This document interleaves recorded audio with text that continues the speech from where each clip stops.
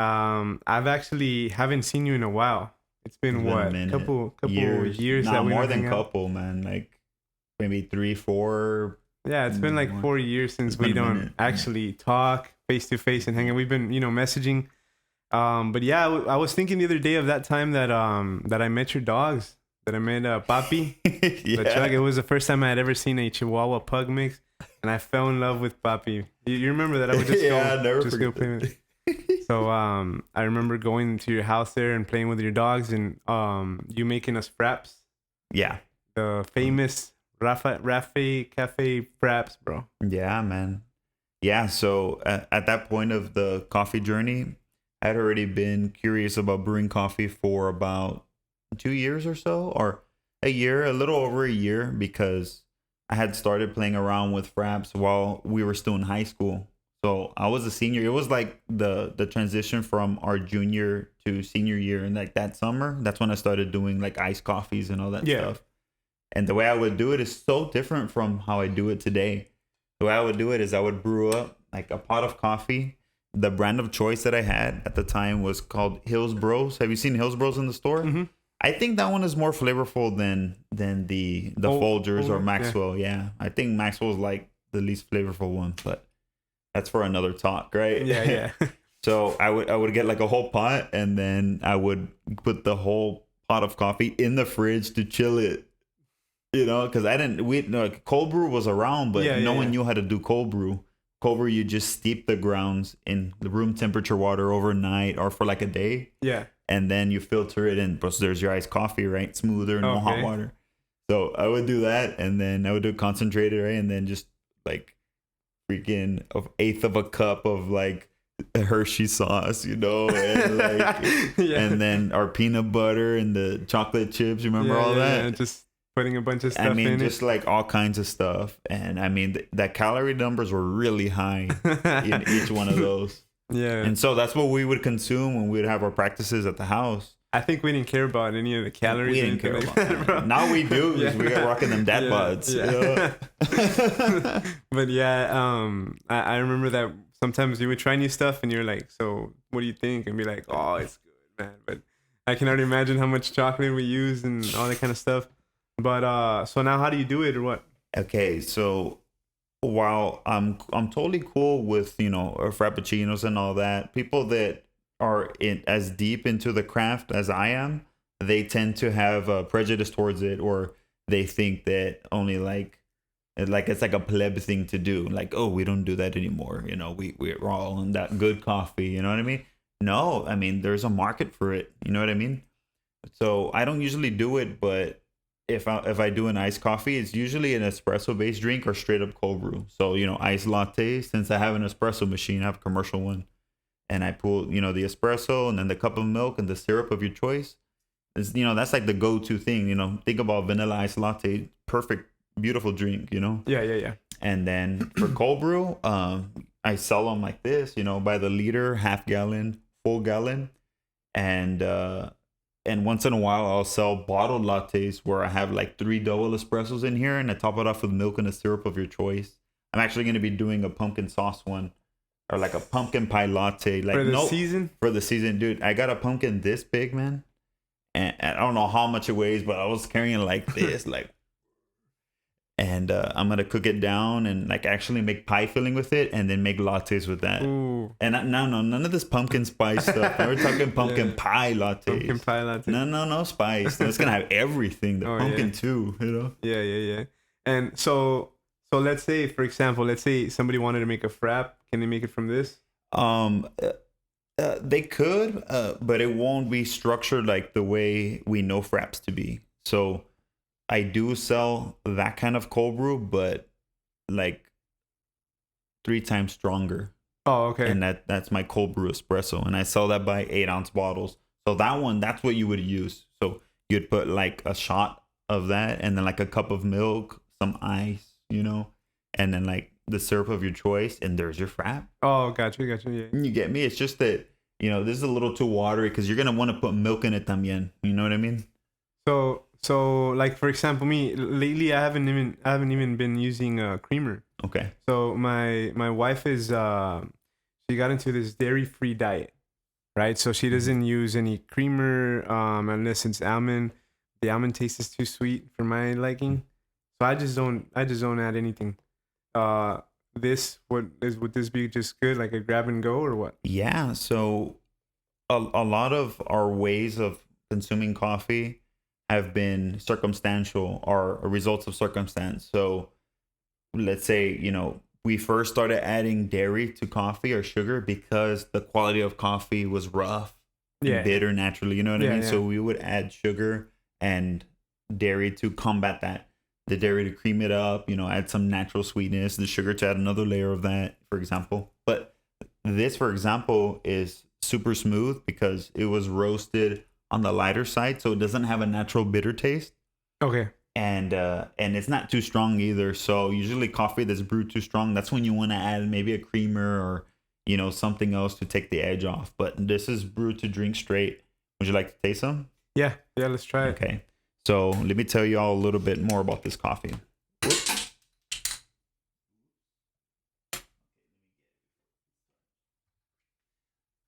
Okay, so well, my preference for cold brew is Latin American coffee, something like a Colombia or something like Guatemala, stuff like that. That's my go-to kind of stuff. But this is a special one. So this is an Honduras anaerobic semi-washed coffee.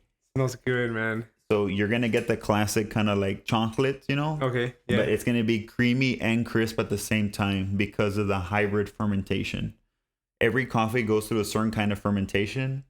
Most coffee goes through a wash process fermentation. So wash process, they get the whole fruit, they pull the fruit flesh off, and then they put it in tanks.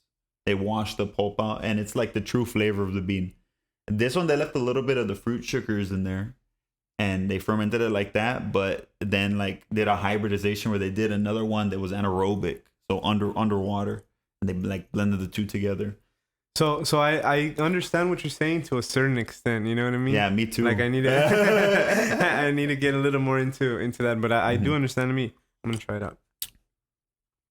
Notice how perfect balance that is, like just right. You wouldn't want to add cream or sugar to that. It's just so Yeah, I wouldn't. wholesome. It's good. Wow. Some people like I noticed you posted something that said some people don't like coffee, they like creamer. Because they just add a bunch of stuff, but so like this is a coffee that I wouldn't add anything to. Exactly. You know what I mean?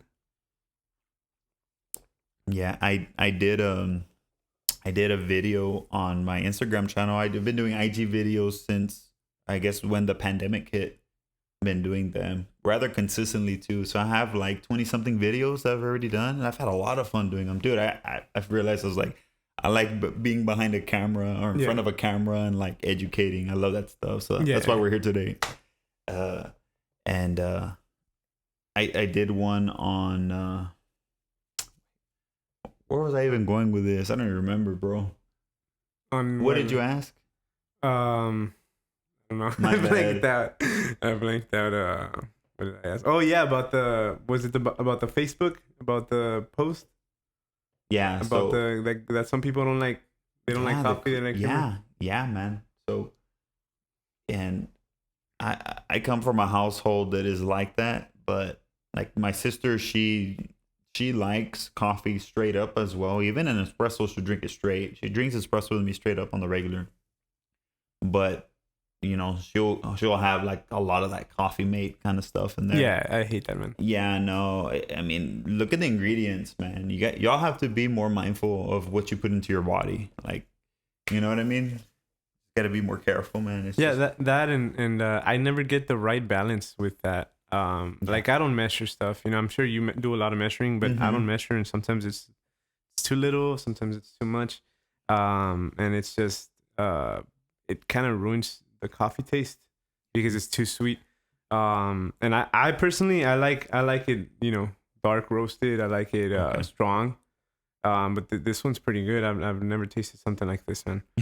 Yeah. Yeah, so this is a light roasted coffee. It's light roasted, so you're getting when you consume light roast coffee, you drink more of the fruit sugars that the coffee naturally has. And then when you get to like the medium roast territory, medium dark and all that, you're getting more of like the caramel, so those fruit sugars You know, it's a little fruity. Mm-hmm. And those fruits turn into caramels, like straight up like caramel sugars, which is what we identify with coffee in a nostalgic way. Yeah. You know, Yeah. it's the old school flavor, of course. And nothing wrong with any style of coffee. I'm with it. Yeah, of course. So like back in, if you would look at yourself back in 2012 or back in 2013, whenever you were making, the coffee, to me, when we would talk about coffee, you already knew a lot, right? So how much do you think you've learned from then? So it's been a really crazy kind of plunge into the rabbit hole of coffee, because when we first started like writing music together, having those fraps and stuff, about 2 years, going up to that, like 2014, I started forcing myself to drink black coffee because I wanted to take a plunge to like really understand, how different coffee around the world tastes. And I was curious about learning how to brew it correctly and to share it with people, you know what I mean? Yeah. And of course it was guests at the time. Yeah. So yeah, so from that point, I started getting. I got a grinder for Christmas. Oh no, my uncle lent me a grinder, and then I went to HEB, and HEB has a big selection of coffee that's super old and stale, by the way. And and I was just trying out all kinds of beans, and I was, like where you're at right now. I'm not saying that you're behind in any way or anything. Yeah. But I prefer the really robust roast, French roasted coffee, something super heavy in flavor, So you remember when I started putting those espressos at Carlos's, Mm-hmm. and we were doing mixed drinks with them, the rum and all that. Yeah, the little espresso maker. Yeah, so I was already doing barista kind of work, so taking it to the next level, and then I picked up barista gigs, and I've been doing barista stuff since like 2014. Okay. Have you worked at an actual coffee shop or anything like that? Yeah. So I worked at this shop called Mr. Geeks. We played there, I think, once or twice. Remember Mr. Geeks? That. Yeah. So I worked there, and I didn't really learn a lot there. I was learning more by myself. Not on them or anything. It's just the style of the business that it was. You know what I mean? And then worked at Beethoven's and Los Fresnos with the Atkinson family. I learned a lot there because we had more hands-on stuff with like the espresso. Where's that? Or remember, it was right there in Los Fresnos on the Four Corners, the restaurant / coffee shop where the Wells Fargo. Oh yeah, ATM right, is. yeah. Yeah. So, and the food was excellent there too. So it was awesome. So there, and then from there it closed, and then 7th and Park in Bronzeville opened up during Charo days of 2017. So, all of us baristas, we went over there. Yeah. And then so we were, hanging out there and all that. And I was there for like 7 months. And then I went up to Harlingen and I started something with the owners of Rio Grande Grill, which ended up becoming Bandera Coffee Company in Harlingen. Oh, okay. Yeah. I've never been, but I've heard of that place. It's cool, man. Check it out. Yeah. Go with friends, go for work, whatever. But, the COVID times, I don't think they're doing dining right now, but just still check it out, man. You'll like it. So I did that, and then in between, doing the 7th and Park stuff and where I'm at right now, I had been doing caterings too. So yeah. And I started roasting coffee 5.5 years ago. I know I didn't mention that. And doing that, man, that really just it takes it to another level because I was buying so many different kinds of coffees from all over the world in small amounts. So I was quickly learning how the world tasted. Yeah. You know what I mean? Yeah. And dude, it's that is like a big thing. And I want to do more samplers in the future. Yeah, you should, or you should have like a little cups, that's like those little have you seen those little wines that they sell now just so you can try them all out? Yes. You should do something like that and you should just to make it weird or something, put the country or whatever, Nice. like the on the graphic. Yeah, the graphic. Yeah, that's cool. And have no letters just so people can figure it out, Mm-hmm. If you know, if you don't, you're taking a risk, man. That's interesting. You know what I'm saying? Mm-hmm. But yeah, I remember that you were all over the place with coffee. So I'm glad that now you're already doing your own thing. It seems like you were jumping around from place to place. But how do you feel now that you have, your own brand? Oh, dude. I really like doing things my way. You know, like I'm on my own little journey. Although I like working with people, I don't like working for someone. So by having this kind of liberty, it's really helped me like dive deep and not refrain. Because when you're working for someone else's business model or their theme or their vision, you might have to refrain a lot of the time to serve their purpose because you're working for them. Yeah, yeah. So I've had the liberty to really dive deep and it be very experimental with my roasting, what I source, the way I brew stuff, you know. So Yeah. dude, it's been like a free for all on my end, but it's been really rewarding because I've met so many awesome people out there, truly, I bro. think the hardest thing for me is about working for someone, I guess. It's adapting to their vision, Exactly. because it's not that there's a right way or a wrong way, but just it's hard to believe in something that you don't feel a passion for, I guess. You know what I mean? Or not being able to take the steps you want because of the limitations that they have. Oh yeah. So yeah, I mean, I can see what you're doing, and so right now, how is it, man? Like, what do you do? Is everything curbside or delivery, or how's it going? So as of about 2 weeks ago, I finally have a commercial spot that I'm occupying with my new roaster that I just bought. So I'm finally working on a commercial level because everything else was done from home. Congratulations. Yeah, thanks, man. You know, it's been one heck of a journey, Yeah, yeah. and yeah, so my productivity for roasting has gone up 9 times per hour. So that's a big leap Yeah, from yeah. what I I'm was really used happy to to. hear that. Yeah, Yeah. man. And so you know, I'm working on the bagging license for food packaging, you know, all that kind of stuff, so I can go ahead and have my product wherever I guess people want to carry me, you know. Yeah, yeah.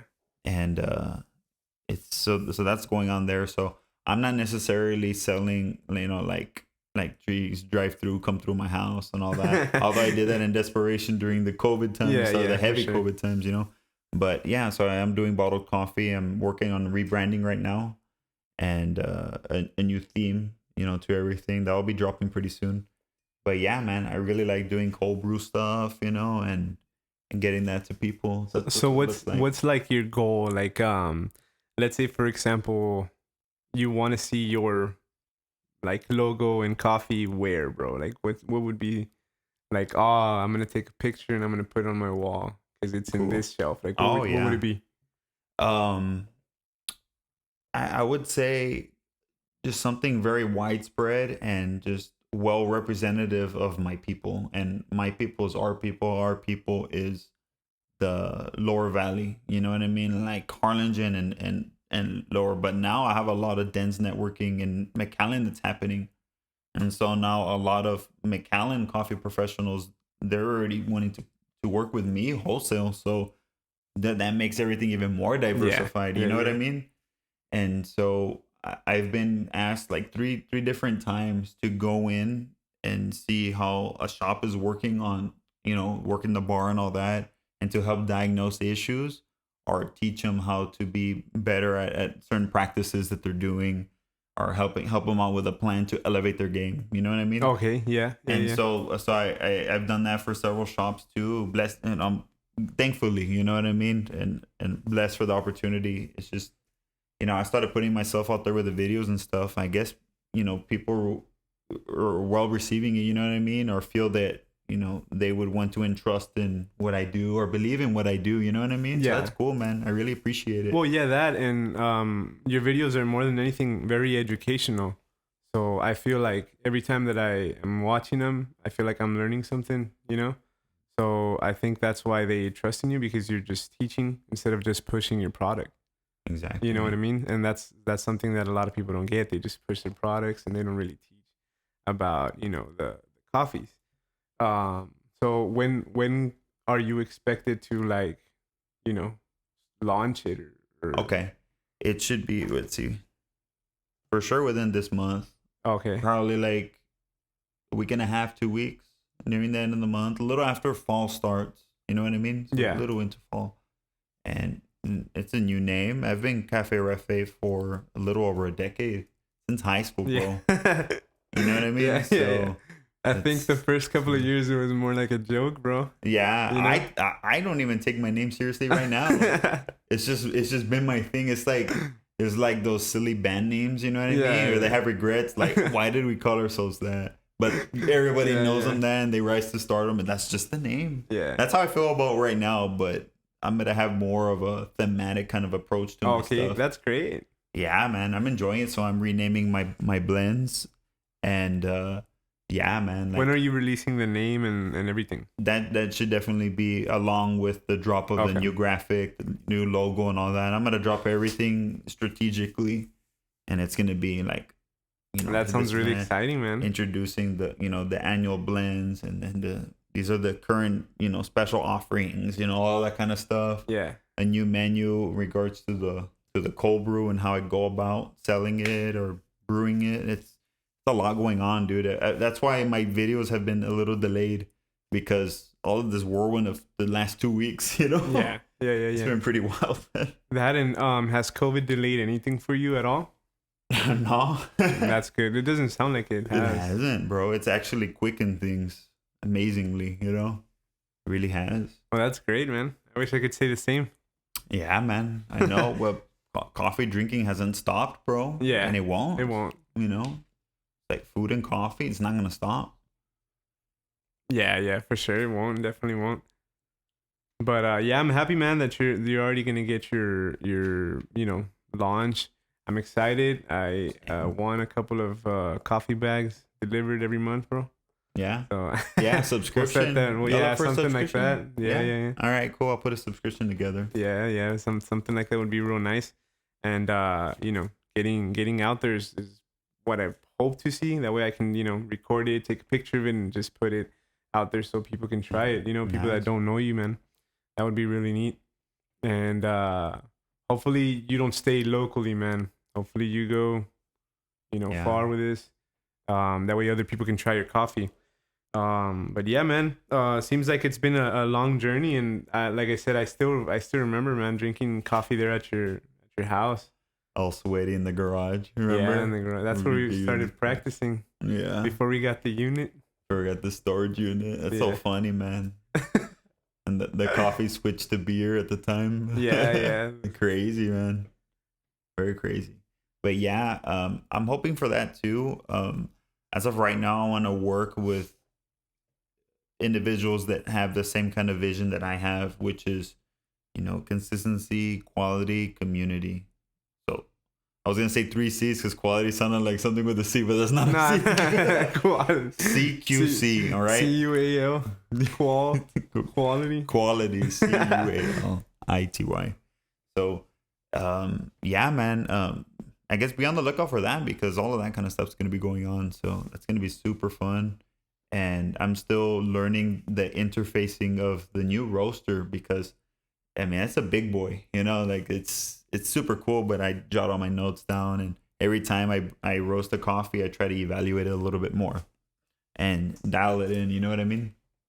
Yeah, for sure. So yeah, dude, it's been a whirlwind, and it was very unexpected, but I had a feeling that when 2020 started, I was like, this is going to be the year where it happens. And I kind of felt like, when the pandemic hit hard, I was like, oh, is it going to be the year? And I kept telling myself, nah, it's going to be my year. So I kept on working on myself and how I carry myself, or my work ethic, all those kind of traits. Yeah, for sure. And it's helped, bro. It's helped a lot. That's good, man. So 2020 has been the worst year ever for me. I know, bro. It's been bad. Other than the fact that I had a baby in January, but as soon as what was it, March? As soon as March hit, kind of everything went downhill. The beginning of the year was looking really good. It was looking great, but then after that, I had COVID for 2.5 weeks. I want to say 2.5 weeks, and it got to the point where I was breathing like that, man. It was crazy. That and my dogs died through a bee attack. So like anything that happens now, I'm just kind of like, dude, like it's 2020. Like what? Yeah. Like what else? You know what I mean? Like it doesn't even. The other day, bro, I have a bench outside. I don't know if you saw it when you were coming in. And I was like, I'm gonna stain it. I'm gonna paint it. So I got everything ready, and then a gust of wind came and pushed the paint. It fell. All the concrete in the front just painted, bro. It was stained. You know the thick Yeah. oily stain. Yeah. So it's stained now. Well, it was, and then so what I did is I grabbed the hose and I started watering it. So now it went to the grass, but it was still stained. The grass is stained. Now the grass and the concrete were both stained. Oh my god. So I googled it and it said to add dish soap Yeah. and water. So that's what I did, and then I scrubbed it, got rid of the stain on the concrete. But dude, right now when you walk out, check out my grass, and there's like a patch which is brown. And it looks messed up, but you know, I kind of googled on what to do or how to get it off, and there's nothing, dude. I don't know. Oh, wow. Yeah, I think I'm just gonna let it grow and cut it, or put a plant or something, man. So can I have a little more coffee or what? Yeah. All right. How y'all hanging in there? Good. I feel like Dora. This is how Dora feels. No response, right? No, later on we'll have an audience, bro. We'll put a bench there and have Yeah. some people. With your puppy. Yeah, have my puppy there and my daughter. But it's weird talking to yourself, no? Nah. No, you don't find it weird? Nah. I I've try always to do talked it. to myself, but I'm a special Yeah, case. Okay. Yeah, I've tried it, man. I did it the other day at a store, Okay. and like people were like, you know, just staring at you. Or some people will try to come out, you know. Yeah. I noticed I do that too sometimes, depending on what they're saying.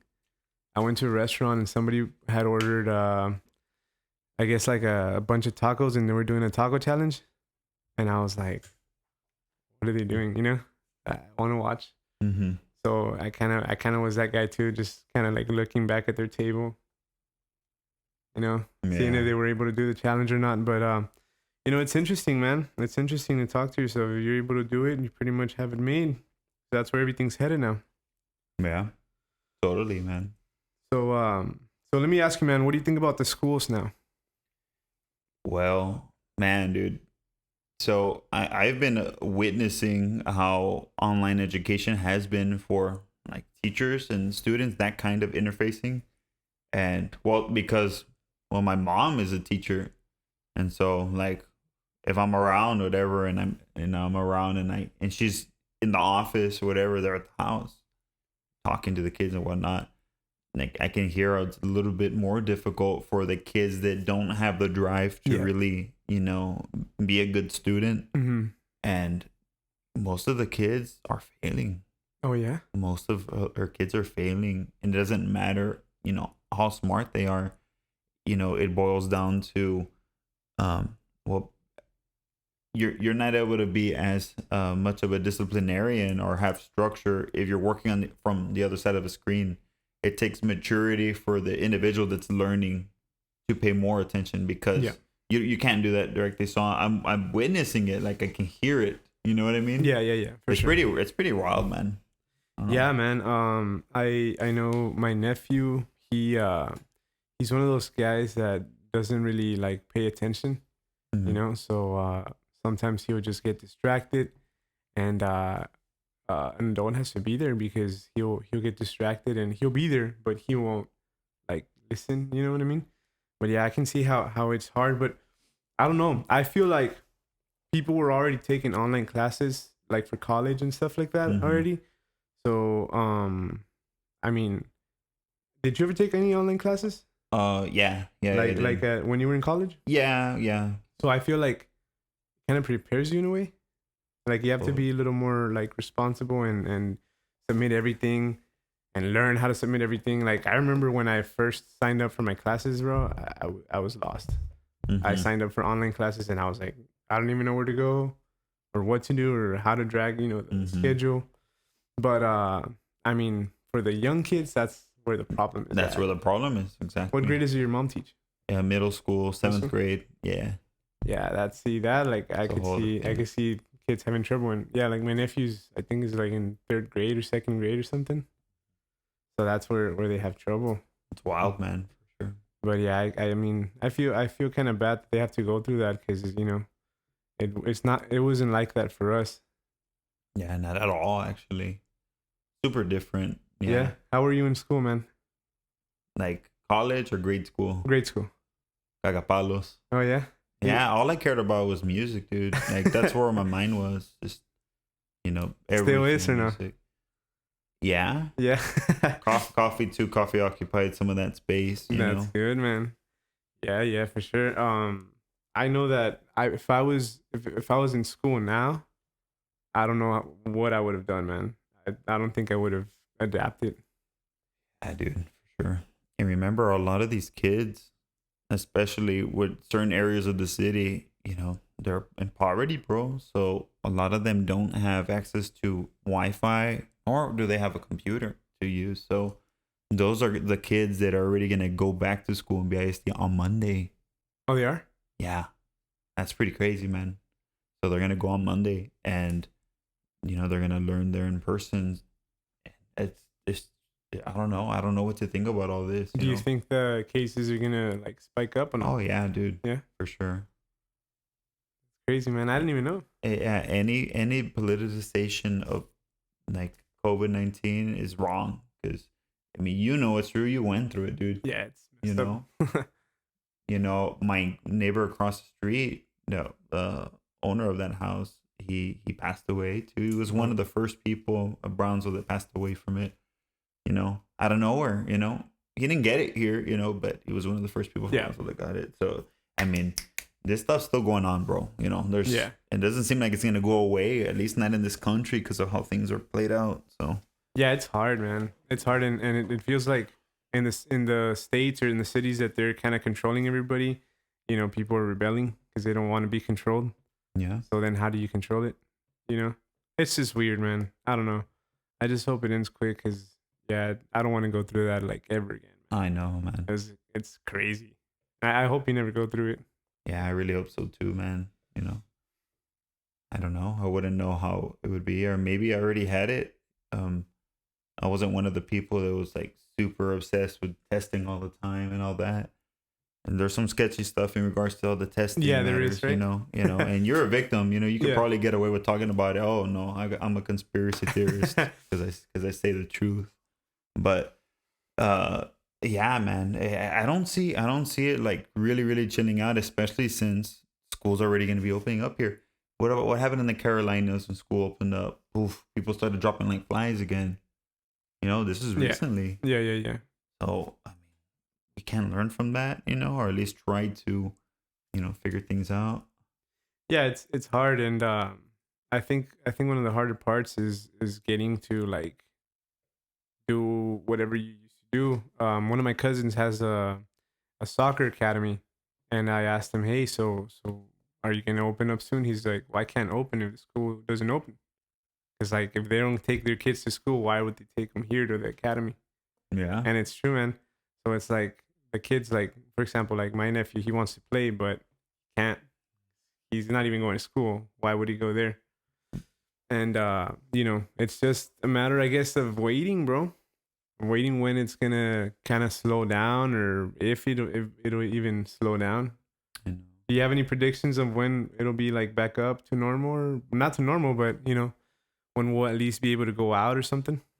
Well, for whatever reason, I feel that the way the general populace here is in the valley, we're very hard-headed as people. Yeah, for sure. And so even when the stay-at-home order was in effect at the very beginning, when anxiety and fear was at an all-time high collectively, even then, people were still having carne asadas, and doing all that kind of stuff. Yeah, so sure. With all those people still firm in their ways and not respecting what's going on in the world, how are we going to get out of it? At least regionally here, you know what I mean? At least here. Let's talk about here, because that's where the biggest issue is. That's where we're living. Yeah, for sure. How are we going to get out of that? And it's just, I don't know, man. I feel like we're just always getting slammed by something here. If it's not disease or something, it's a freaking plague, bro. A pandemic of. Yeah. You know? Yeah. I mean, as you know, as sad as it sounds, I mean, it's true. Cause yeah, but like if I would go out to get some groceries and stuff like that, and you know, you see people just chilling, like having their masks down their nose. You know what I mean? Oh yeah, man. Yeah. So all that stuff was kind of like, bro, like pick up your mask. You're kind of spreading it. But I think maybe by the summer of 2021, bro, I think and I hope that by then we might be able to be, you know, in a good spot. Hmm. That's still a ways away, man. But yeah, that sounds pretty realistic. And if it doesn't, dude, I'm gonna be like kind of upset because you know I have a lot of things to do and I can't do them. Yeah. Well, I haven't felt that, like how you're feeling. I did for a big chunk of earlier this year, but I changed my mindset and I thought like I'm not gonna let this, stop me from the working on myself or Yeah, what for I'm sure. doing. You know what I Hmm. mean? I am pretty blessed that what I do can still go on, like working on my own music and the coffee stuff at a distance, contactless, that's Yeah. how I've been doing stuff with coffee. And it's been working, bro. So Let's whenever I like delivering stuff, we're all mhm. masked up and all that. Contactless. Contactless, Cash App, Venmo, that kind of stuff. There's a lot of words that really started popping up, right? Like Mhm. curbside and all that stuff. Like Curbside, like I, contactless. I would do curbside there in HEB, but like it was like God, that's an HEB word, you know. Yeah. Now everybody has it, so Now everybody curbside. Yeah. yeah. So that's good. Talk to me about your music, man. What are you doing now? What are you up to with music? How many remakes of the Lost Creek songs have you done? You know what I mean, Yeah. bro? You know I still get. I'm not gonna say a lot of people, but I still get people like message me or like talk to me about Lost Creek's music. Well, yeah, dude. We made some Um, good music, bro. um, it's the Johnny. Johnny Drums. Yeah, sometimes he sends me that he's listening to Streetlight Yeah. or Mike. He'll send me stuff. And funny story, one time I was working for digital, no, for the Herald, bro, and we had a training up in McAllen in the corporate office, which was the Monitor. And I'm there, dude, minding my own business, right? Just getting ready for the training. It was before the training, and some guy's like, "Hey, are you from Lost Creek?" And this was like a year ago, a year and a half ago, and I'm like, "What, dude? Like, is somebody messing around? You know, is somebody joking around?" And so it turns out that guy was in a band too, man. I wish I would have written it down. I have the worst memory in the world. So I don't remember the band, but he was in a band and we had played like several shows together. So he remembered my face and I was like, "Yeah, man." And he was telling me, "Oh, I'm from, this band." And excuse me, it was nice catching up with him, but yeah, it was kind of weird. I thought I was getting pranked, bro. Yeah, I get you. Yeah. Yeah. I thought I was getting like I thought somebody was like, "Hey, go ask him," or something like that. So I was just So looking funny, around man. like, who knows me here? Um, but Wow. yeah, man. So now, what do you do, or what kind of music are you into Yeah, now? man. Well, around the time where I guess we disbanded or I ghosted everybody or whatever, it was a bunch of stuff. Around that time, I had already started playing around with my DAW and hanging out a lot by myself, right? So I got into loop based music where, I would do like a 4-bar phrase and then I would build up the little guitar licks on top of each other. So I started doing that and I was inspired by Cloud Kicker. He's probably my favorite solo artist. And he did an album called Let Yourself Be Huge and he did a lot of loop based stuff. And that whole album is loop based. So it completely blew my mind. I was like, yo, this guy's one guy in his bedroom with a little studio, little studio.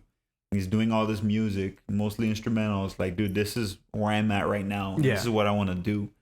So for a long while, I had just been doing loop based music since when was it? When we stopped gigging? It was I like think it was. 2014, 15? I think I think you stopped around 2014 Okay. or early 2015. Early 2015, maybe. I don't know. And I think we had like 4 gigs afterwards or something like that.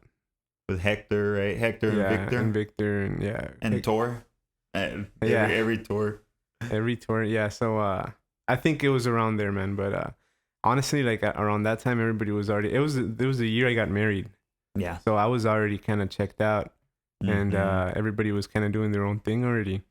But yeah, man, I know that aside from gigging, you're also recording, right? Yeah. So, well, I got to learn a lot about production and stuff like that, hanging out by myself and at home with my computer set up, audio interface, and the microphones and whatnot. And I started hanging out with Farmer Tron back, when I guess around when the year that like I stopped playing with Shout Lost out to Creek. Farmer. Yeah, shout out to him, man, for sure. I started making hip hop beats. That's how I first started doing producer stuff. Okay. So this was like 5 years ago. And so I would slap some instrumental stuff together and we would hang out. And he really helped me out with some dark times, like stuff I went through around that time. And and what I was going through and how he was helping me, he wrote like a whole EP or LP, like I don't know, like 6 songs. Wow. Based on the experiences we had together. Yeah. What I went through and narratives that he played out in his heart and mind to write songs about. And I think that's freaking awesome, dude. Yeah, definitely. That's real stuff. Mhm. So, but going to like where I'm at right now, well, I'm with I've been this is so random, right? But I've been playing in bandas like Banda Sinaloense for about a decade on and off. And I've been in Banda Los Ebanitos for a year and a half. And so we just finished our second LP, and it was tracked at Freddie Records in Corpus. We're the first Nice, banda man. signed to Freddie Records because they were always just like Tejano and like Yeah. norteño kind of stuff. And yeah, so it's been really rough because I mean it's such a niche thing and you have to track the stuff a certain way, which didn't happen. So we're having to do a lot of correction with the stuff, but it's so cool, dude. I mean, so I'm doing that, and then before COVID hit hard this year, I did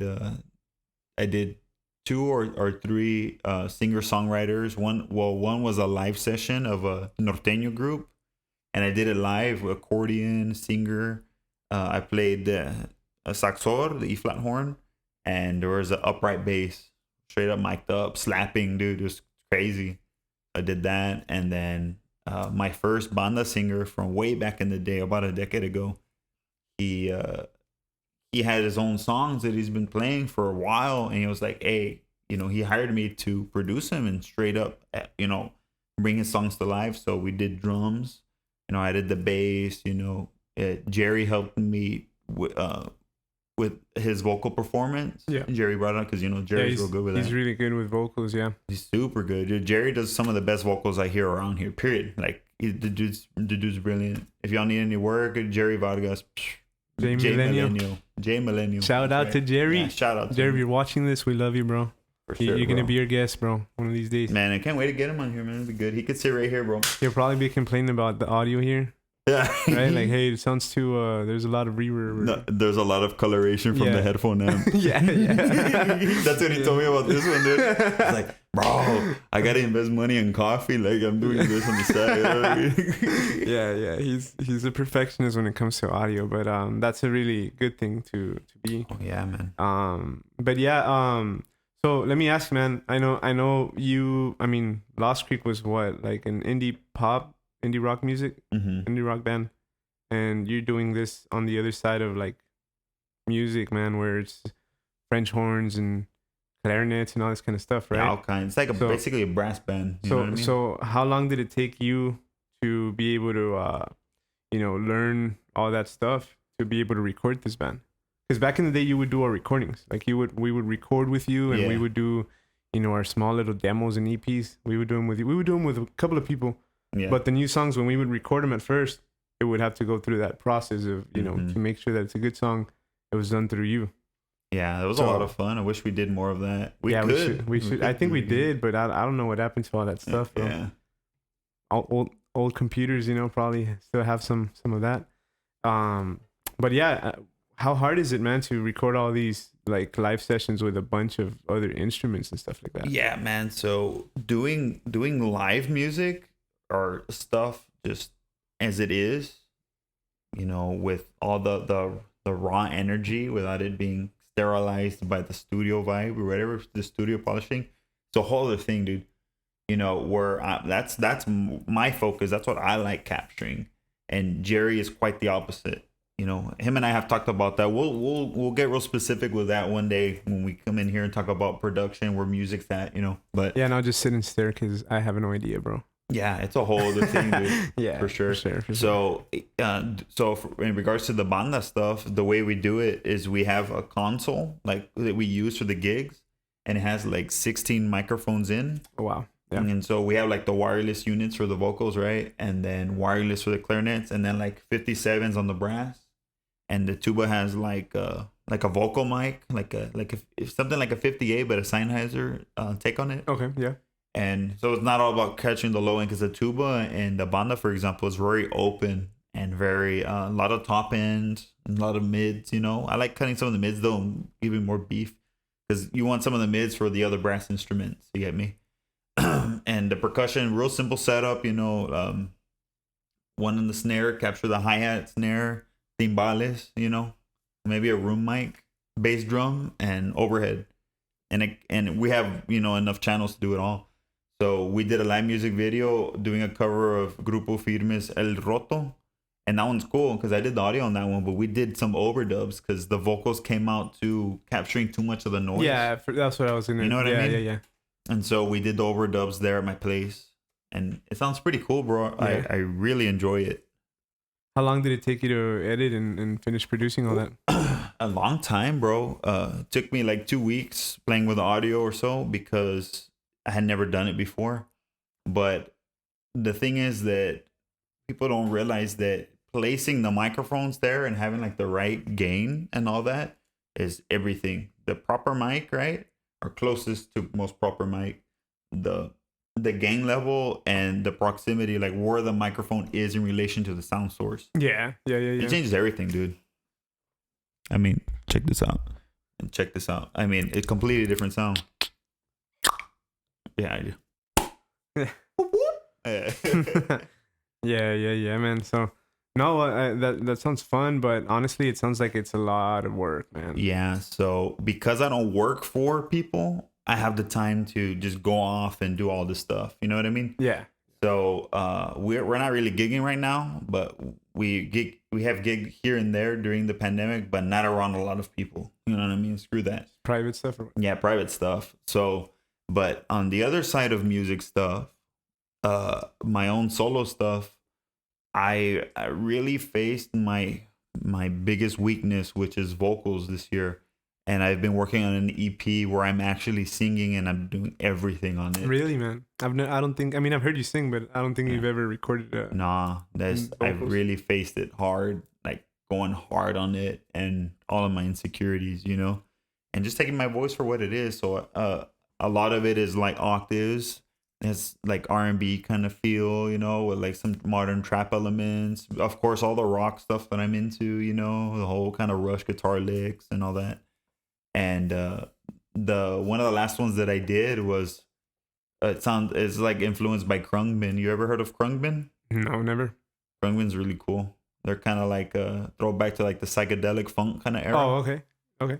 And so I did one too. I'm planning on getting real brass on that track while the whole pandemic is clearing out a little bit, because I have friends, or I could do like the trumpet and all that. I have a trumpet at the house, but I'm gonna get my friend on sax too and do real horns. I'm all about the real sounds, bro. You know what I mean? Yeah. So is it like experimental, or what exactly? Yeah.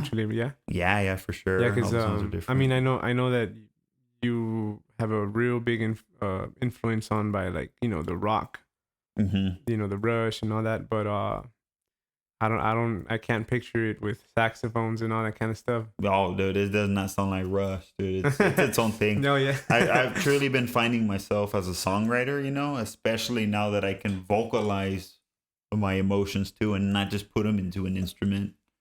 doing the whole thing, bro. I mean, it's really tied everything together. So, yeah, man. I'll keep you updated on that too. Yeah, dude. when are you gonna release something or what? I don't know, but I need to get to work, bro. Yeah, well, Now I have more time. Now that the roastery is all set up, that I have certain days that I do it, only like 2 days a week, and then I deliver.